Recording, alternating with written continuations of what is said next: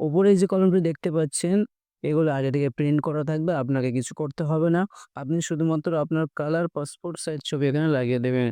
Next, আপনার voter card অনুযায়ী আপনার জন্ম তারিখটি এখানে লিখে দেবেন। ভোটার কার্ডে যদি ভুল জন্ম তারিখ থাকে, তবুও সেটা এখানে লিখবেন।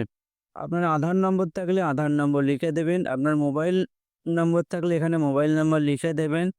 বাবার নাম, অর্থাৎ ভোটার কার্ডে আপনার বাবার যে নাম আছে সেটি এখানে লিখে দেবেন।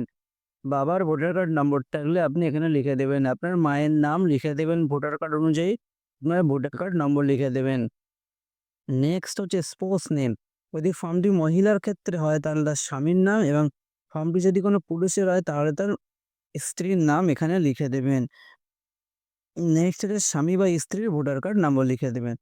সবথেকে গুরুত্বপূর্ণ বিষয় হচ্ছে নিচে অর বাম সাইডে শুধুমাত্র তারাই ফিল আপ করবে যাদের নাম ২০০২ সালের ভোটার লিস্টে ছিল, এবং ডান সাইডে তারাই ফিল আপ করবে যাদের নাম ২০০২ সালের ভোটার লিস্টে নেই। বোঝা গেল?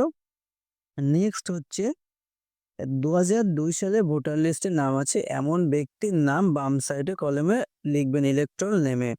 তার ভোটার কার্ড নম্বর লিখবেন। রিলেটিভস নেম, অর্থাৎ ওই ভোটার লিস্টে বাবা অথবা মায়ের যে নাম দেওয়া আছে সেটি ওখানে লিখে দেবেন। স্ত্রীর ক্ষেত্রে তার স্বামীর নাম লিখে দেবেন। রিলেশন, তার সম্পর্ক, ওই ভোটার লিস্টে যে সম্পর্ক ওখানে দেওয়া আছে ২০০২ সালের ভোটার লিস্টে সেই সম্পর্কটা এখানে লিখবেন। নেক্সট, আপনার জেলা লিখে দেবেন। আপনার রাজ্যের নাম লিখে দেবেন ওয়েস্ট বেঙ্গল।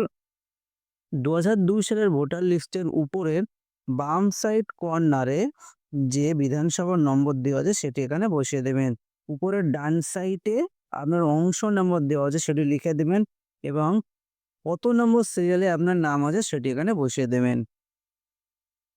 নেক্সট হচ্ছে আপনার ২০০২ সালে ভোটার লিস্টে নাম নেই এমন ব্যক্তি কিভাবে ফর্ম ফিল আপ করবেন?